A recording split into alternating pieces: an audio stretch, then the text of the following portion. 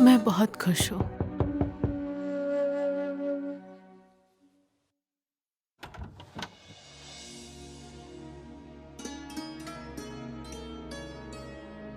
दादाजी प्रणाम। आप अंदर आइए ना।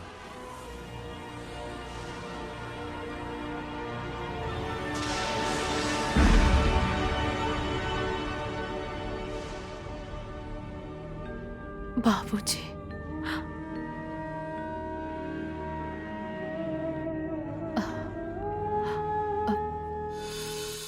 खुश रहो, संभल कर जाना। अच्छा काठमांडू पहुंचकर मुझे खबर करना।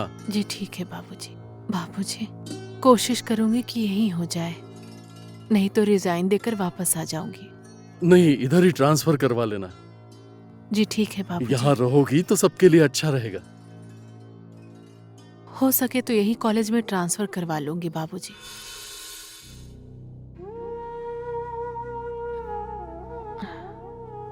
बाबूजी,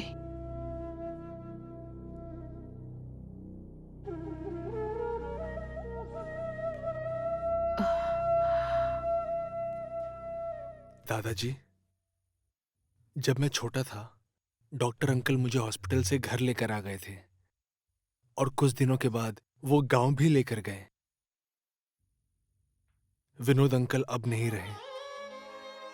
फिर फागू को लेकर वो काठमांडू चले गए। उनसे मुलाकात नहीं हुई।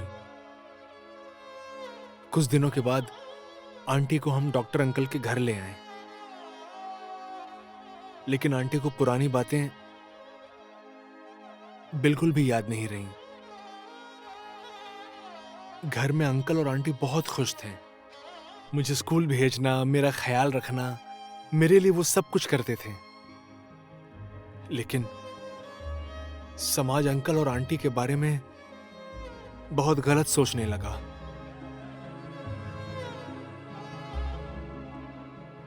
फिर मेरे ही कहने पर डॉक्टर अंकल ने आंटी को समाज में इज्जत देने के लिए इनसे शादी कर ली। तुम्हारे बगैर मैं कैसे जिया हूं पता है?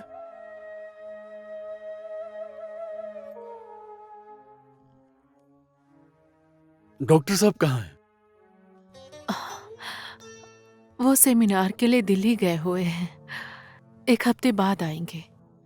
उन्होंने कहा वहां से आने के बाद सीधा हमसे ही मिलने आएंगे बाबूजी। पक्की बात है ना? जी बाबूजी। डॉक्टर साहब को मुझे धन्यवाद देना ही होगा। और प्रेम, मैंने तुम दोनों के बचपन के प्यार को अनजाने में जुदा कर दिया था। मुझे माफ करो। ऐसा मत कहिए मुझे दादाजी। माफ करो।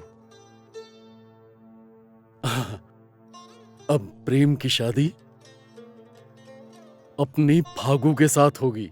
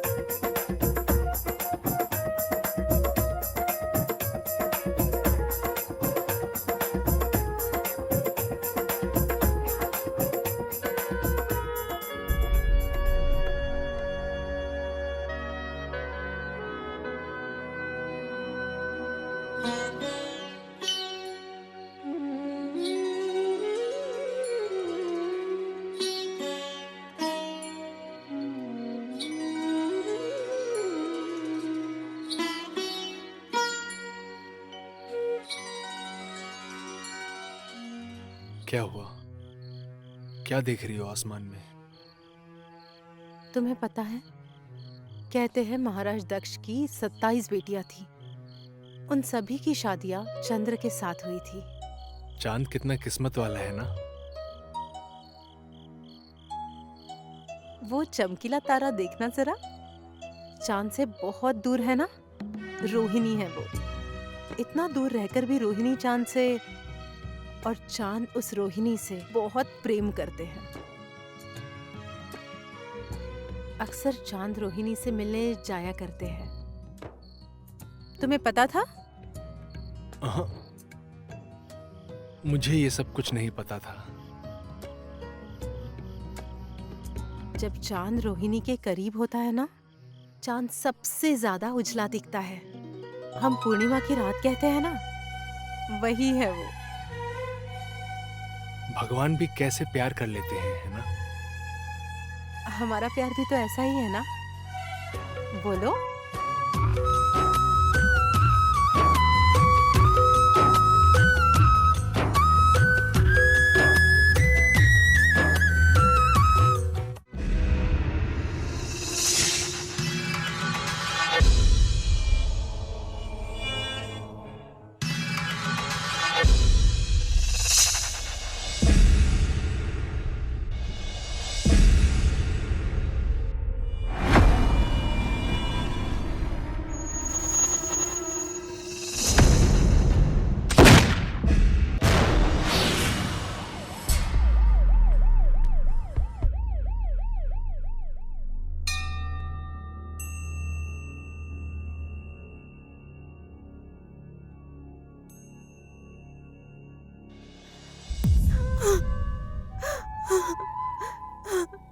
मैंने आज तक जितने भी लोगों से प्यार किया है, उन सबको खो दिया। क्यों होता है ऐसा मेरे साथ? पहले मेरे पापा, फिर माँ, और मेरे ना चाहते हुए भी मेरे दादाजी से इतना दूर रखा मुझे। मेरे माँ से तो मिलवा दिया आपने, लेकिन मेरे बचपन के प्यार को क्यों मुझसे अलग करना चाहते हो?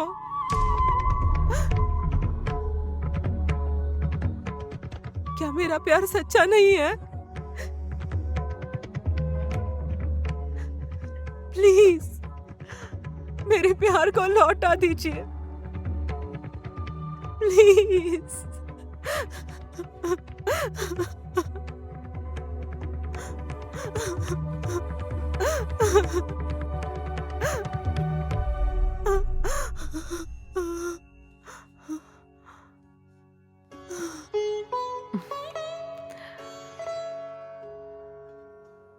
प्रेम को होश आ गया है, अब वो ठीक है।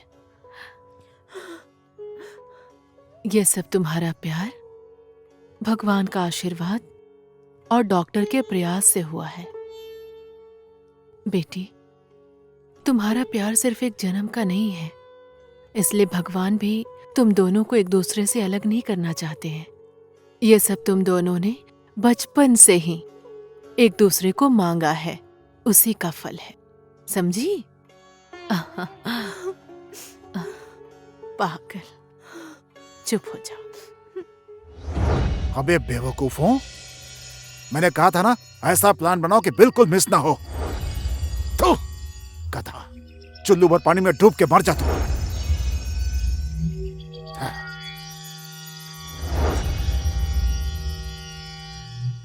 तूने तो मेरी राजनीति, मेरी प्रतिष्ठा, मेरी इज्जत सब पानी में बहा दिया। अब मैं बनाऊंगा प्लान। तुम लोगों ने प्रेम को मारने की कोशिश की थी, इस बारे में पुलिस को पता चल चुका है।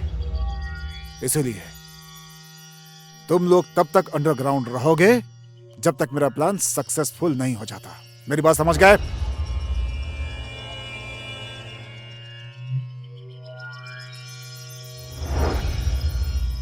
अब मैं बनाऊंगा फाइनल प्लान, द एंड।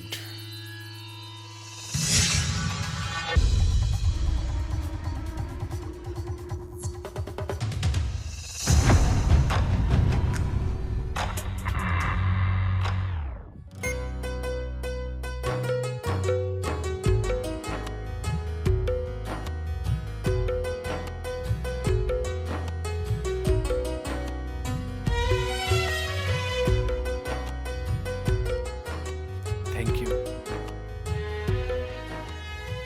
आज कई सालों बाद हमारे परिवार के सब लोग एक साथ हैं।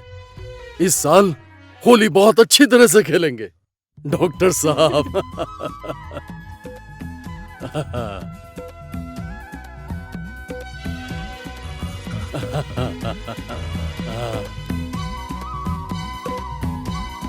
आशीर्वाद दीजिए बाबू। खुश रहो, खुश रहो। हैप्पी होली दादाजी।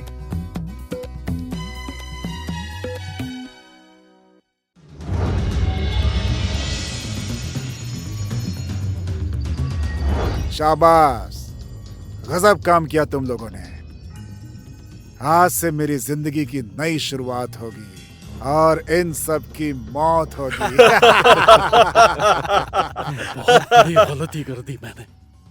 तो जैसे सांप को दूध पिलाकर आज मेरे ही परिवार को डस रहा है। कुबेर सिंह, दिन सबका आता है, इस बात को मत भूलना तुम।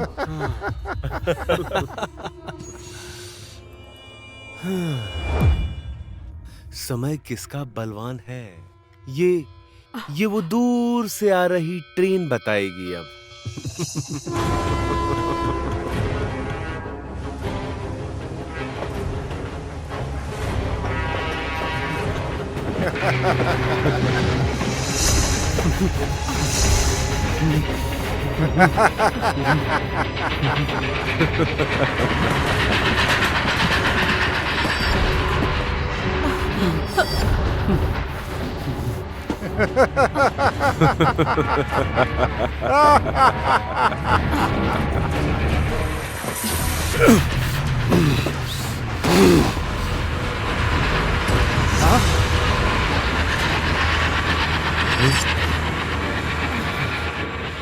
जिसने मुसीबत के समय मदद की उन्हीं का घर बर्बाद कर दिया। कितनी घटिया सोच है तुम्हारी कुबेर सिंह। कम से कम भगवान से तो डर तू जैसे नेता के ही कारण आज नेपाल और नेपाल की राजनीति बदनाम हो चुकी है। मार डालो इस डॉक्टर को।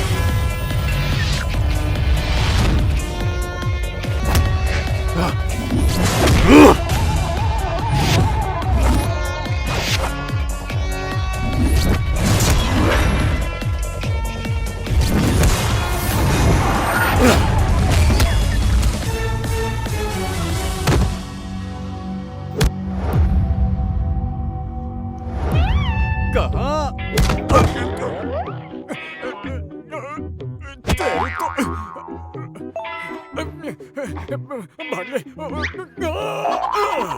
पकड़ के नीचे दिखा। नीचे नीचे नीचे नीचे बताता हूँ।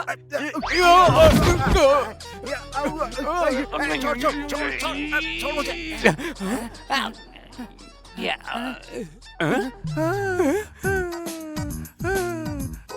कहाँ गई मेरी बाली?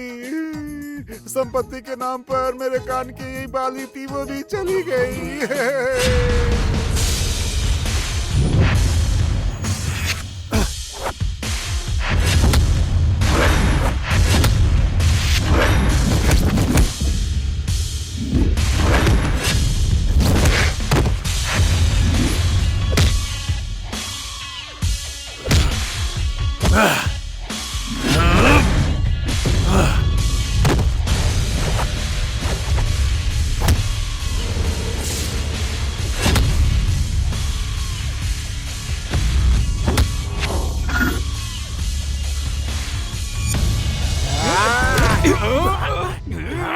तुझे छोड़ूंगा नहीं।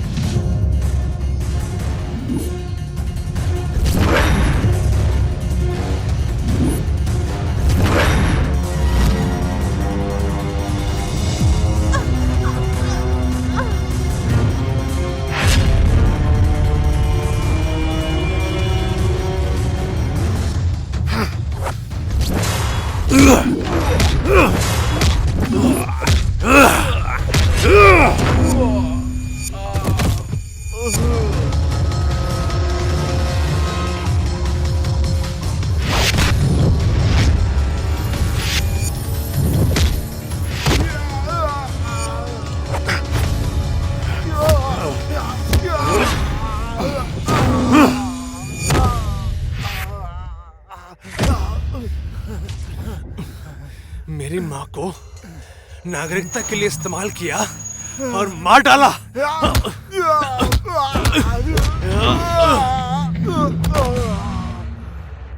वेश्या कहेगी। फिर से बोल, और जोर से बोल। वैश्या का मतलब समझता है तू? बहुत सारे मर्दों के साथ सोने वाली औरत को वैश्या कहते हैं और बहुत सारी औरतों के साथ सोने वाले मर्दों को पुरुष वैश्या कहते हैं। और सिर्फ अपने पति के साथ प्रेम करने वाली औरत पवित्रता की प्रतीक होती है और मैं वो प्रतीक हूँ। मेरे पापा को मारने वाला है ना तू?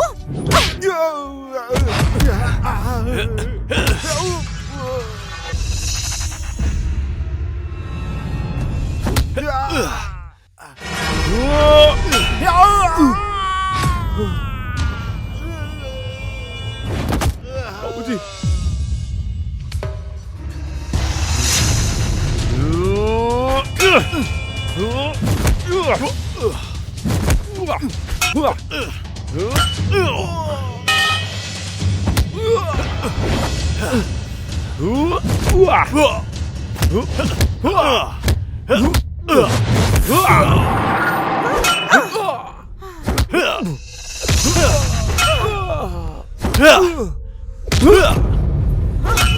तू भी तेरे बाप से बिल्कुल कम नहीं है। जैसा बाप वैसा बेटा।